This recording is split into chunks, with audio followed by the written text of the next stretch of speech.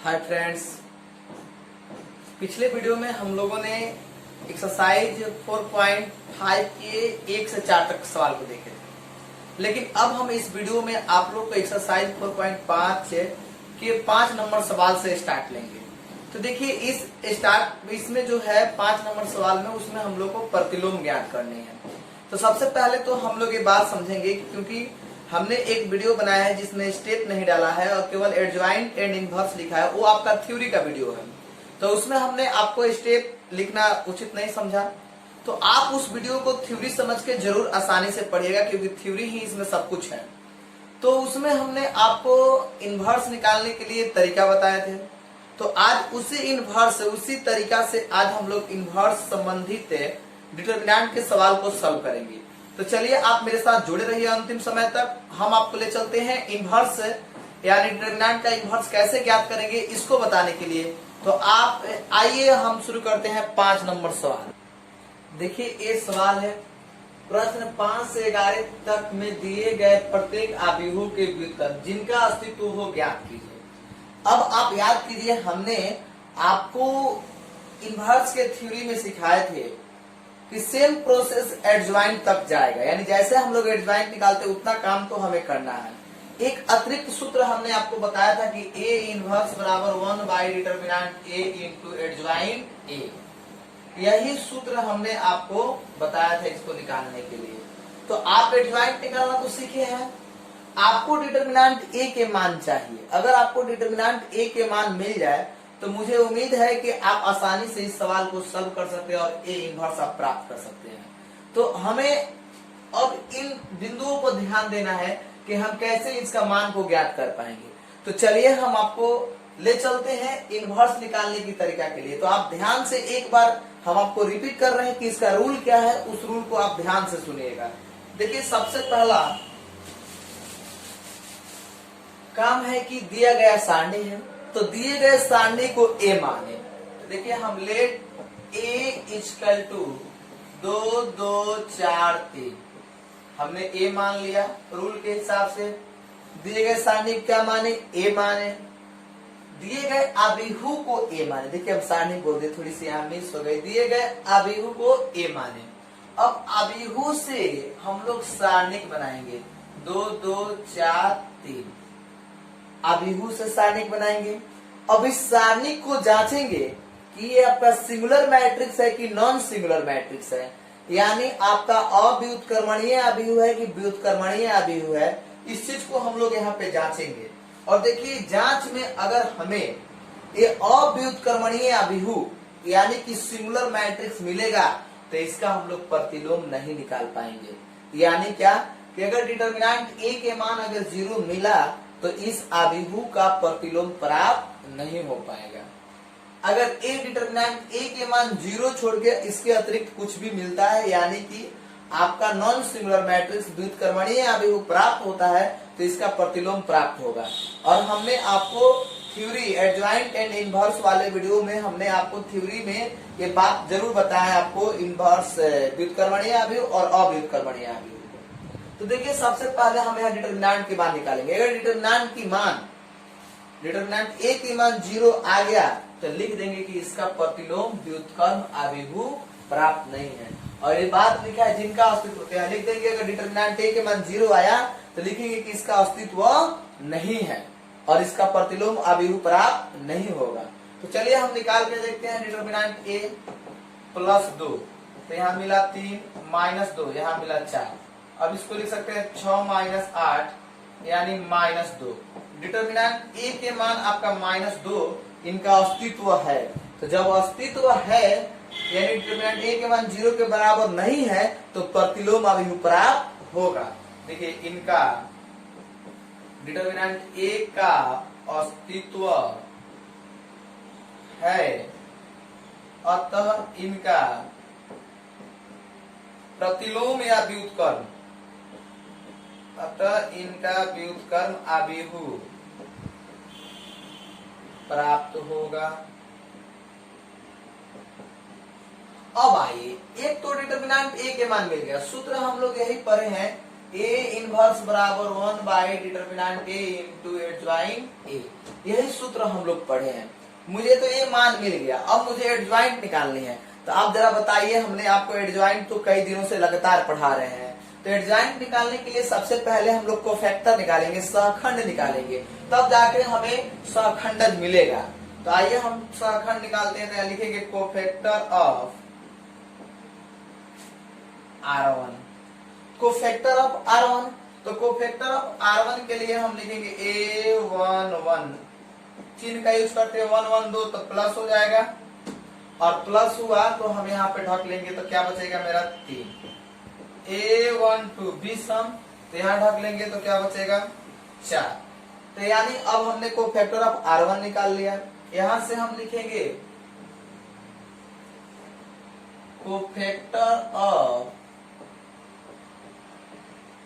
R2 A21 minus, तो A21 minus, तो इसको और इसको ढकेंगे तो ये बचेगा -2। A22, तो इसको ढकेंगे तो बचेगा 2। देखिए हमने एक कोफैक्टर निकाल लिया। अब आप याद कीजिए, हमने आपको कोफैक्टर जब निकाल लिया तो हमने आपको बताया है कि कोफैक्टर निकालने के बाद एक आबिहू बनाएंगे और उनका नाम P दे देंगे। तो एक आबिहू हम बनाते हैं यहाँ पे, आबिहू 3 -4, यानी कोफैक्टर से आबिहू बना है -2 2। तो देखिए ये मेरा आबिहू मिला।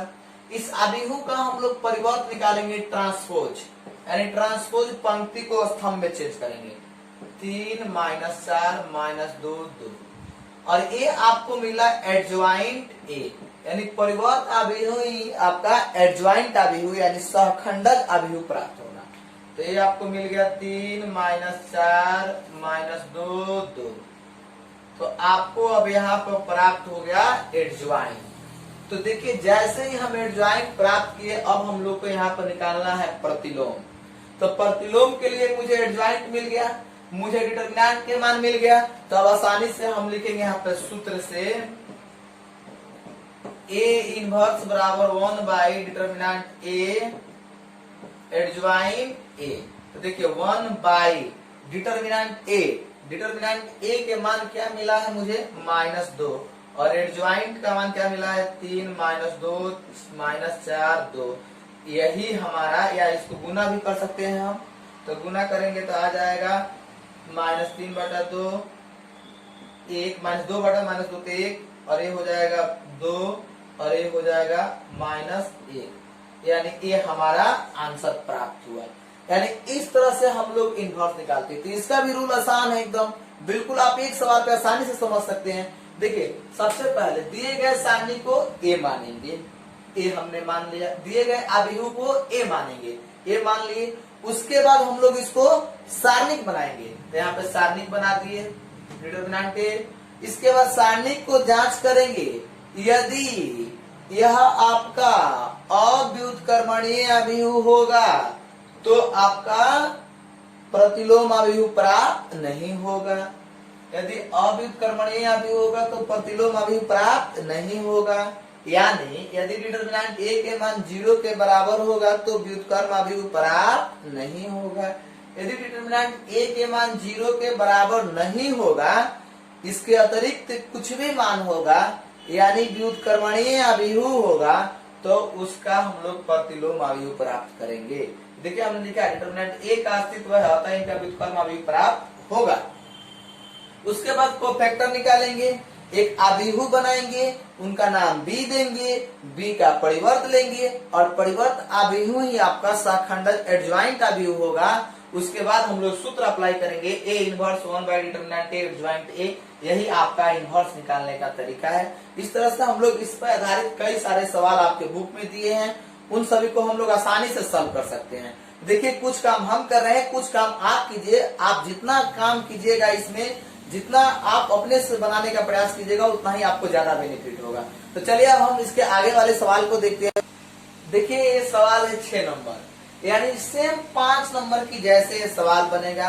तो हम आपसे उम्मीद करते हैं कि आप जरूर 6 नंबर सवाल को बनाइए, अपने से सॉल्व कीजिए, थ्योरी को समझ के बनाने का प्रयास कीजिए। बिल्कुल आपसे बनेगा और आपको बहुत ज्यादा फायदा होगा। तो चलिए हम इसके बाद आपको 7 नंबर सवाल की तरफ ले चलते हैं।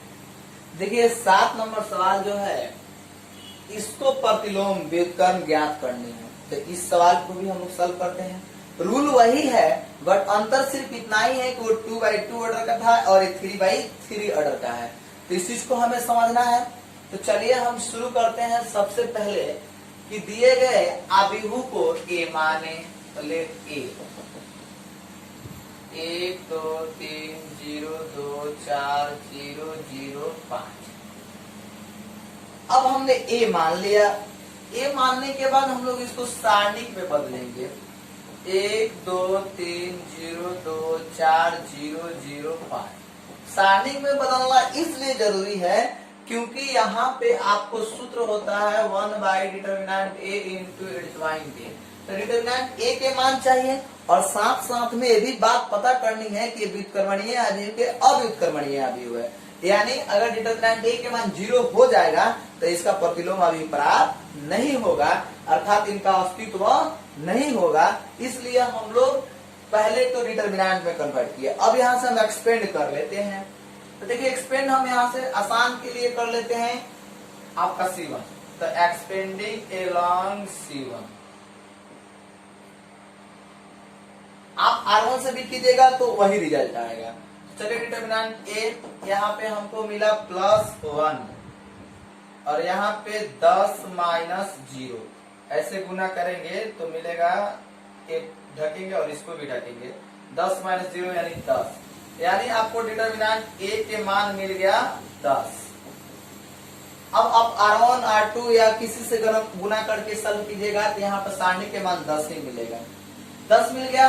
जैसे ही डिटर्मिनेंट ए के मान मिला हमें कोफैक्टर निकालना पड़ेगा क्योंकि हमें जाना है एडज्वाइंट तक।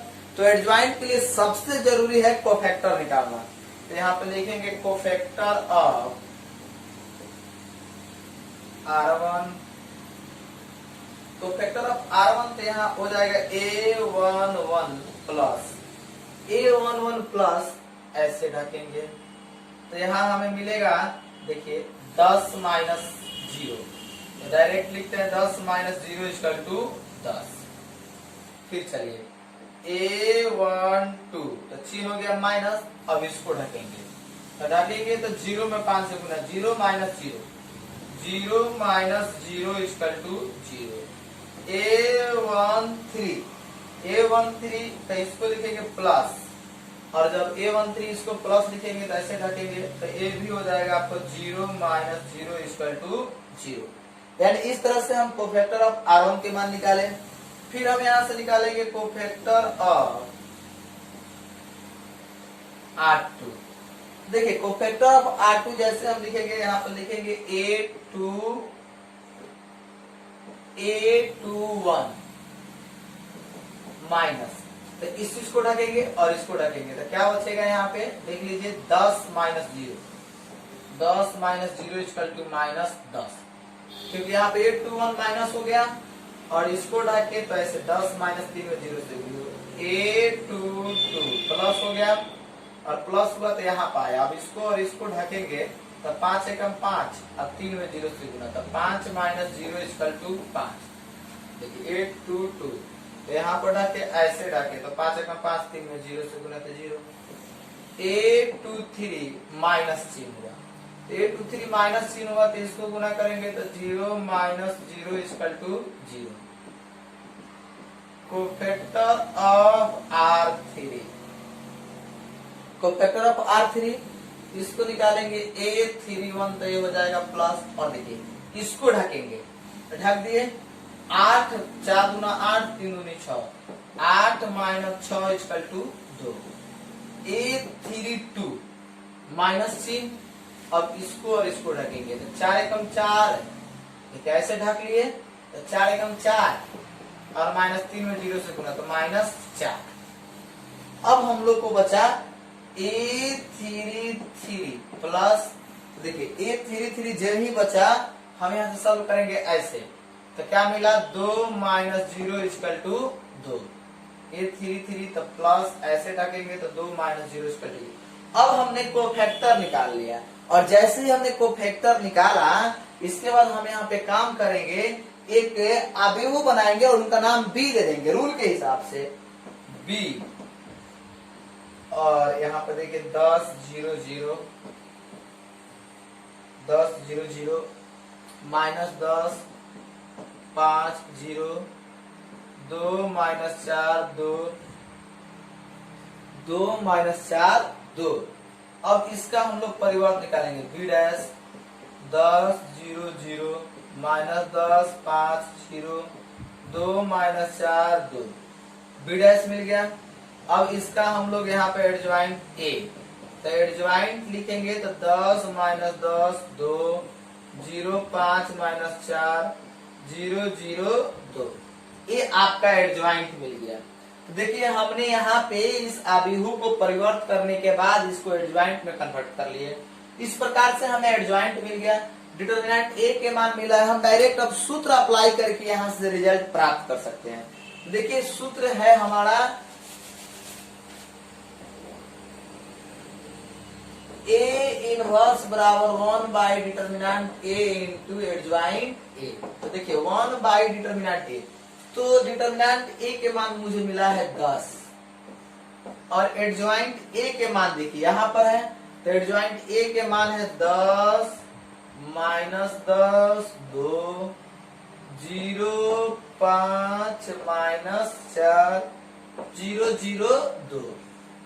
आप जब गुना कीजिएगा तो 10 बटा 10 1 हो जाएगा, माइनस 1 हो जाएगा और ये हो जाएगा 1 बटा 5, 2 बटा 10 2 बटा 10 कट के 1 बटा 5, ये हो जाएगा 0, ये हो जाएगा 1 बटा 2, ये हो जाएगा माइनस 2 बटा 5, ये हो जाएगा 0 0 और ये हो जाएगा 1 बटा 5। यानी इस तरह से हमारा ये आंसर प्राप्त हुआ ए इनवर्स का। देखिए ए इनवर्स निकालना रूल के हिसाब से कोई बहुत बड़ी बात नहीं है, आप आसानी से इस सवाल को सॉल्व कर सकते हैं। सवाल थोड़ा सा लॉन्ग होगा बट बहुत इजी है। मुझे पूरा उम्मीद है ना आप पे कि आप आसानी से इस चीज को बना सकते हैं। तो जितना ज्यादा से ज्यादा हो सके आप अपने से बनाने का प्रयास कीजिए। खैर हम इसके आगे वाले सवाल को भी देखते हैं कि क्या दिया हुआ। देखिए आप देख सकते हैं यहाँ पे अभी हमने 7 नंबर सवाल को सॉल्व किए थे और 7 नंबर सवाल हमें उम्मीद है कि आप पूर्ण रूप से समझ भी गए हैं। तो 7 नंबर के बाद आप 8 नंबर सवाल को देखिए। Same pattern same type same process से बनाइएगा, बिल्कुल आपका बनेगा। 9 10 11 ये सभी एक टाइप के सवाल हैं। यानी हमने 5 बनाया, फिर 6 नंबर सवाल आपके लिए छोड़ दिए, फिर हमने 7 बनाया कि 8 9 10 11 तक अगर छोड़ देते हैं तो मुझे विश्वास है कि आप जरूर बना लीजिएगा। तो आप जरूर बनाने का प्रयास कीजिए और बनाने के बाद मेरे व्हाट्सएप पर सेंड कीजिएगा। मैं उसको जांच लूंगा कि आखिर इसमें क्या कमी है, कहाँ गलत है, तो मैं आपको उसके बाद तुरंत रिप्लाई दे दूंगा। तो चलिए हम इसमें से एक सवाल 11 नंबर सॉल्व कर देते हैं ताकि आपके भी सिरे से थोड़ा सा बोझ कम हो जाए। तो हम 11 नंबर सवाल आपको सॉल्व कर। तो देखिए 11 नंबर सवाल है 1 0 0 0 cos alpha sin alpha 0 sin alpha minus cos alpha. अब इस चीज को हमें ए इनवर्स प्राप्त करनी है। तो इसको ए इनवर्स निकालने के लिए हम लोग सबसे पहले दिए गए आबिहू को ए मानेंगे। तो देखिए लेट ए 1 0 0 0 cos alpha sin alpha 0 sin alpha minus cos alpha. अब जैसे हमने इस सवाल को सारणिक अभिभू मान लिया, इसके बाद हम इसको कन्वर्ट करेंगे सारणी के रूप में। तो 1 0 0 0 cos alpha sin alpha 0 sin alpha minus cos alpha. और आप तो इस बात को समझ रहे हैं कि इसमें हमें सूत्र मिलता है ए इनवर्स बराबर 1 by determinant A into adjoint A.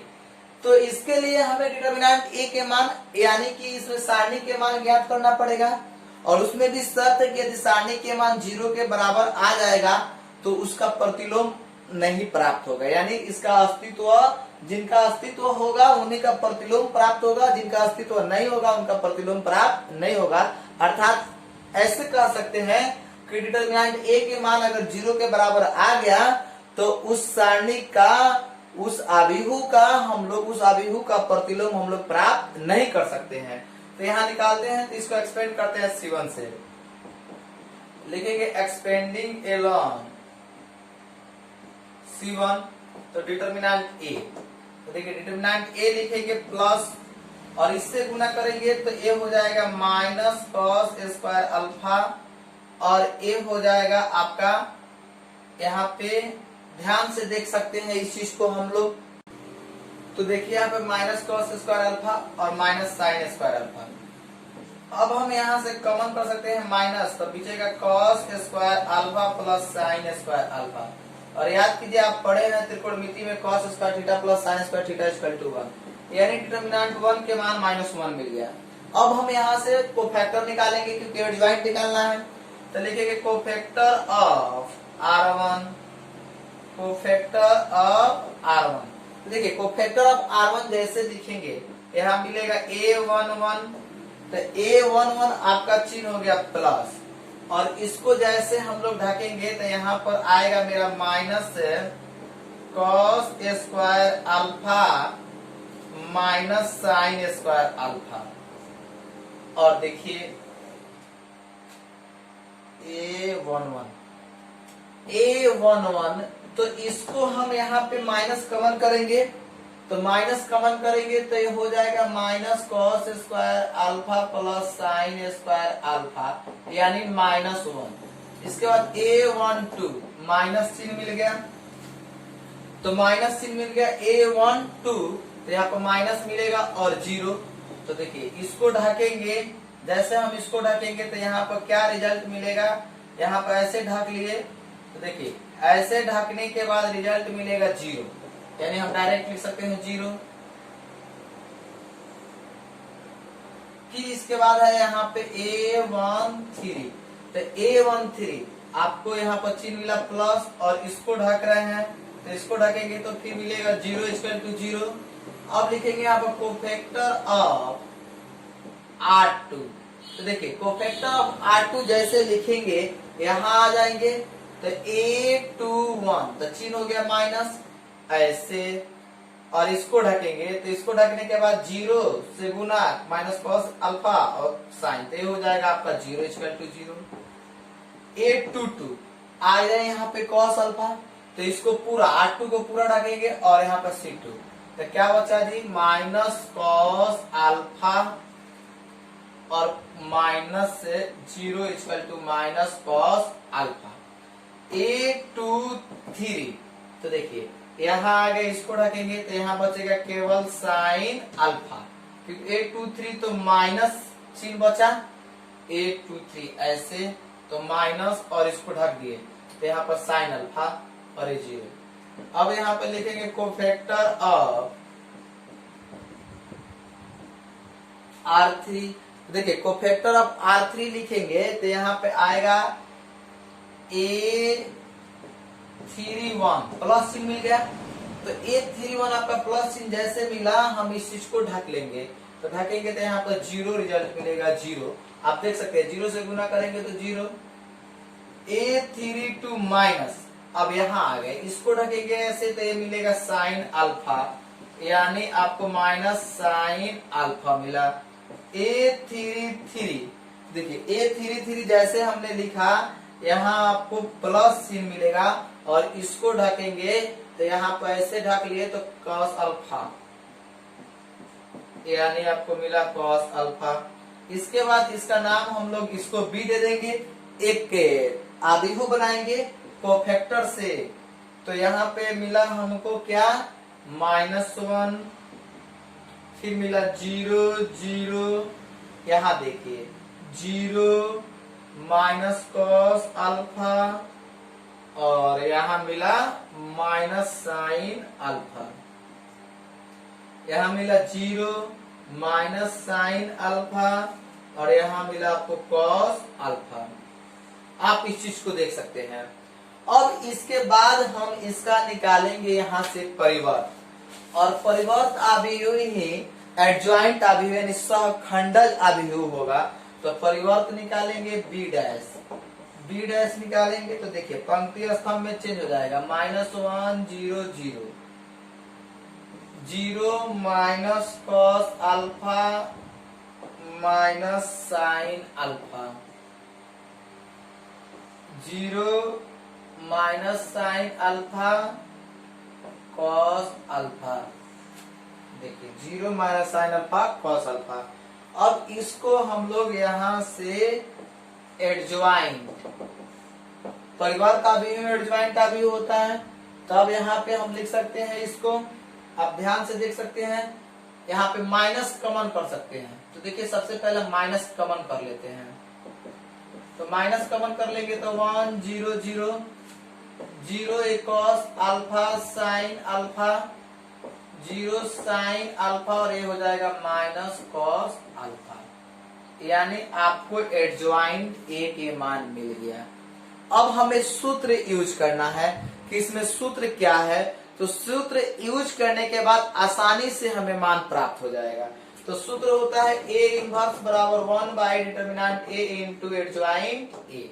तो देखिए ए डिटर्मिनेंट ए -1 है, आपको डिटर्मिनेंट 1 के बाद -1 मिला है और ए मिला है माइनस। इसको गुना करेंगे तो यहाँ पर 1 0 0 0 cos alpha sine alpha 0 sine alpha minus cos alpha. और देखिए माइनस माइनस गुना हो गया प्लस, यानी इस तरह से हमारा आंसर प्राप्त हुआ 0 cos alpha sine alpha 0 sine alpha minus cos alpha. यानी अभी हमने 5 से 11 तक सवाल के लिए इसमें हमने सॉल्व कर लिया। अब हम लोग को 11 के बाद जो सवाल है उसको सॉल्व करेंगे। तो फिर मिलेंगे हम आपसे अगले वीडियो में अगले स्टेप के साथ 11 नंबर के बाद। तब तक के लिए धन्यवाद।